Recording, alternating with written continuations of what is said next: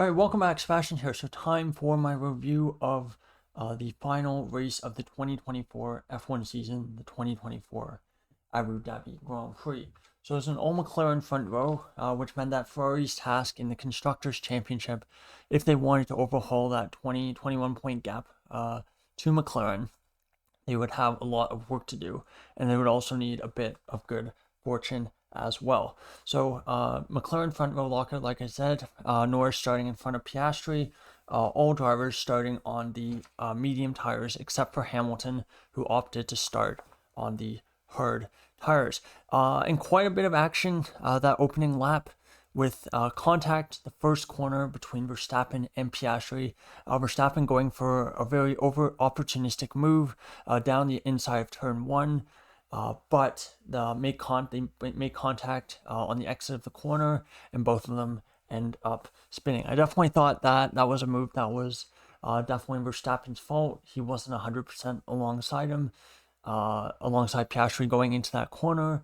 So therefore, Piastri has the right to take the racing line, which means he doesn't have to give a ton of space to Verstappen, basically on the exit of that corner. So yeah, luckily everyone manages to avoid them, so no further contact at that opening corner there.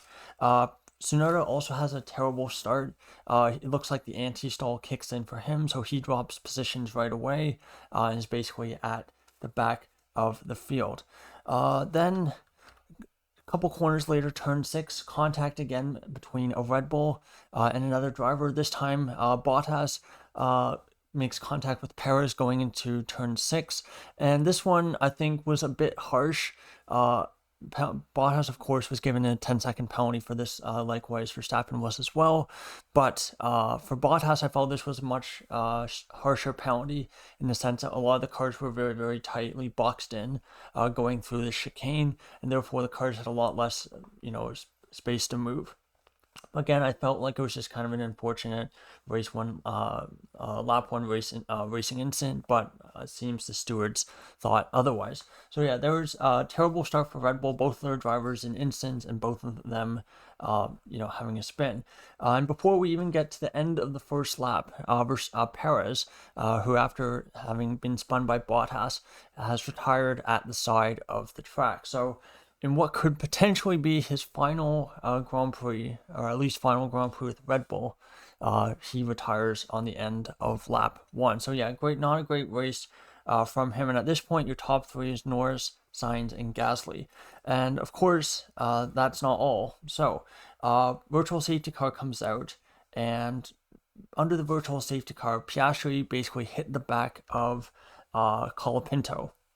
And looks like he just slightly misjudged his braking point, similar to Ricciardo and Stroll in China this year. But again, I think a lot less egregious on Piastri's part. It looks like Piastri just kind of locked up a bit and just went into the back of Colapinto. And that, unfortunately for Colapinto, gave him a puncture, which meant that he had to pit right away. So at this point, virtual safety car ends. Verstappen's 11th and Piastri is in 19th. But that was before Colapinto pitted.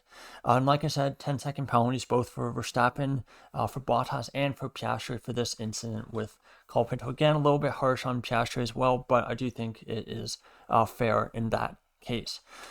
All right, we haven't even gotten past lap 3 at this point. This is kind of where, after the virtual safety car ended, this is kind of where the race kind of got back to a more normal rhythm. So Leclerc up to P7 at this point, really good start from him from the back. Verstappen starts his recovery drive, overtakes Magnussen for P8 on lap 9. Alonso runs quite wide at turn 1, and this allows Leclerc to get past him that lap at turn 6 for P6. Lap 11, Hamilton overtakes Lawson, but then unfortunately loses the position at turn 8. That was something that we saw quite a bit.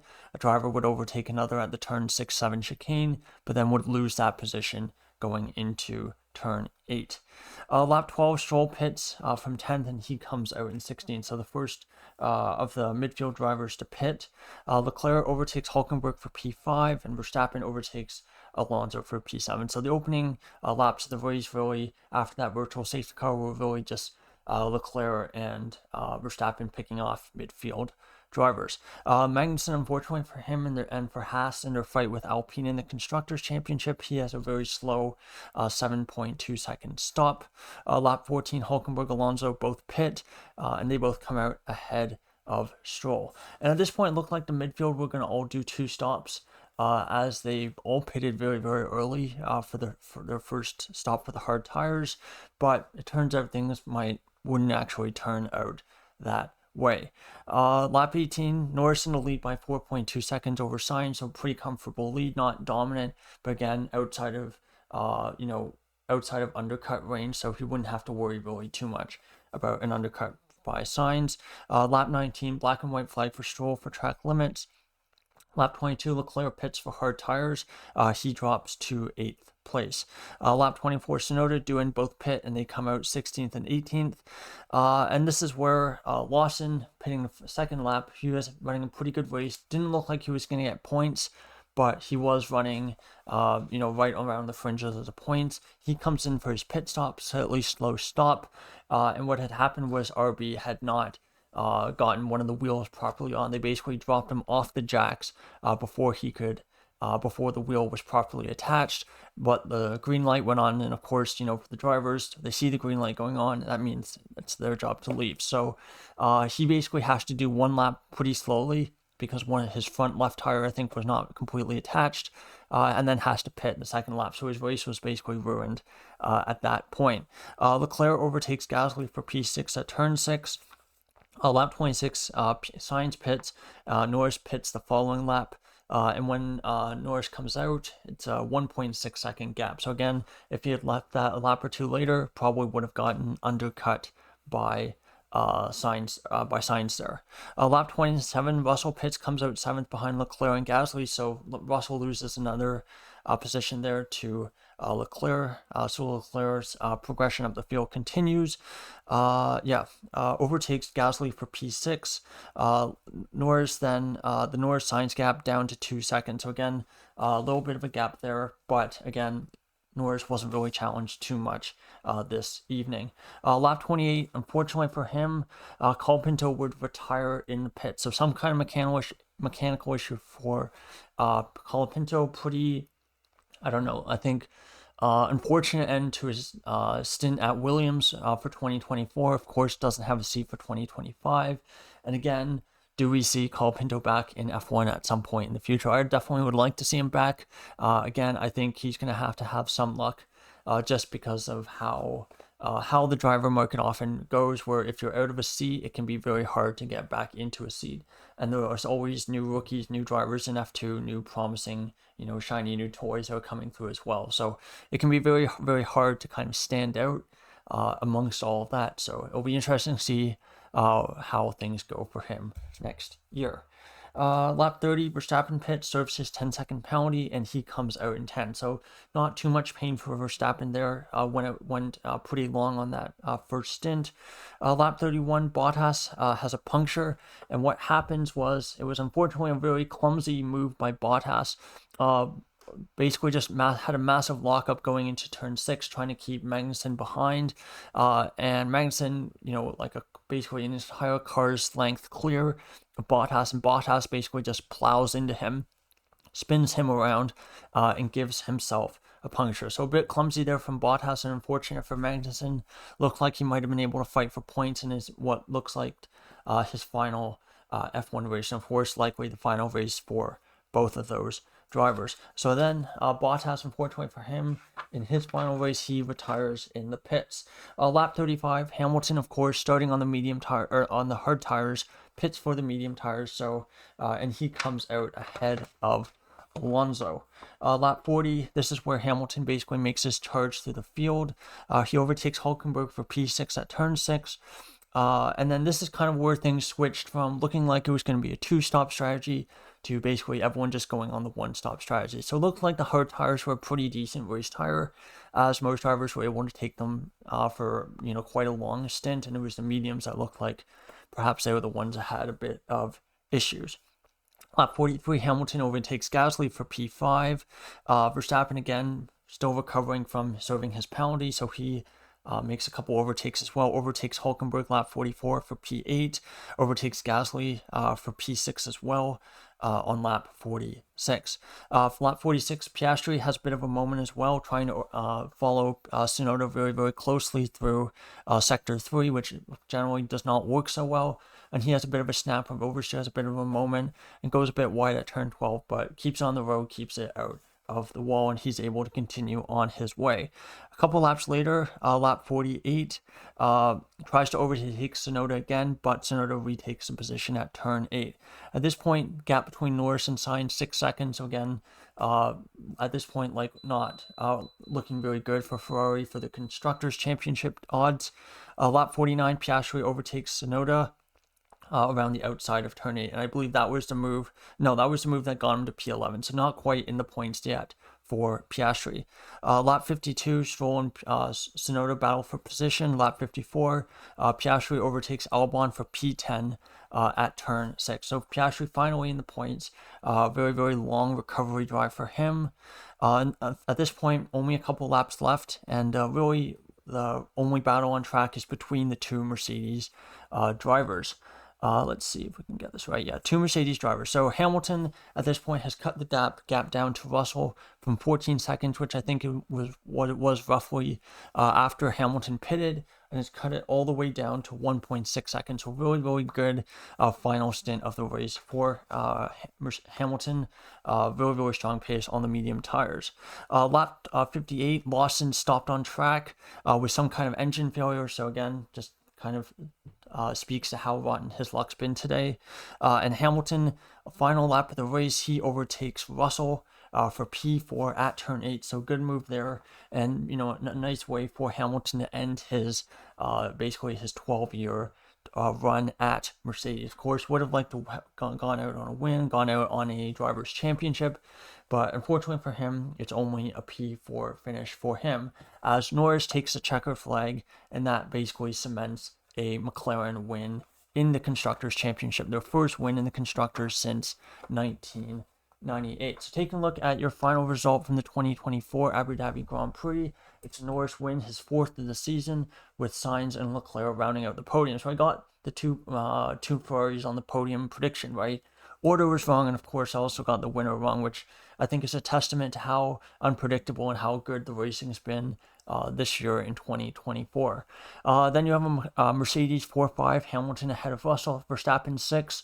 I think, without that incident with Piastri at turn 1, probably ends up on the podium. So, yeah, not a great result for Verstappen. I guess he'll definitely be going into the winter, thinking about how he's going to be able to defend his title and what looks to be a very, very competitive 2025 season. 7th Gasly, best of the rest, great result for him. 8th Hulkenberg, 9th Alonso, 10th Piastri, 11th Albon, 12th Tsunoda, 13th Show, 14th Stroll, 15th Doohan in his F1 debut. Thought he was all right, kept it on the road, kept it clean. Pace wasn't fantastic, but I think that's about what you would expect for a mid-season first race debut. 16th Magnussen, several laps down, I think, did 4 pit stops, but he did get fastest lap, so I guess he has that going for him, the Ricardo-style exit there. And then your 4 DNFs were Lawson, Bottas, Colapinto, and Perez. Now, in the Drivers' Championship, Constructors' Championship final ones of the season, we do have a change in the Drivers' Championship. So Verstappen wins your Drivers' Championship. Let's see, 437 points. Lando Norris second, 374. Charles Leclerc not able to get past Norris, 356 points for him.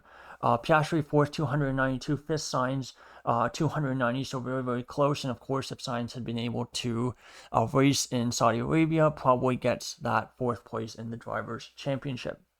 6th Russell, 245 points for him, and then Hamilton is 7th on 223. So I'm looking at my TV because unfortunately my eyesight's so bad I can't read the numbers on the OBS screen in front of me.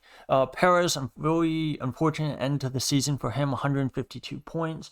Alonso ends the season in 9th on 70, and our one change in the Drivers' Championship today is that Gasly overtakes Hulkenberg, so he now sits on 42 points, whereas Hulkenberg has 41. So a bit unfortunate for Hulkenberg there. I thought, it would have been a really nice reward for him to finish 10th in the constructors, 10th in the drivers in a Haas, but unfortunately not to be. 12th, Yuki Tsunoda on 30 points, 13th, Stroll on 24, 14th, Esteban Ocon on 23 points, 15th, Kevin Magnussen, 16th, Albon on 12, tied with Ricciardo also on 12. 18th is Oliver Baumann, of course, on 7 points.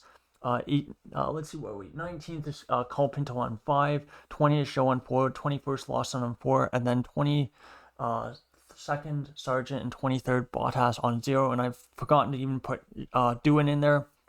Of course, Doohan will be sitting last in the Drivers' Championship on 0 points. Now, taking a look at your Constructors' Championship, McLaren win with 666 points, so I guess they like the devil. They do. Second in the Constructors, Ferrari, 652 points, so it ends up being a, 14-point gap between the two of them, very, very close there. Red Bull, a bit of drift, 589 points for them, and then fourth are Mercedes, 468.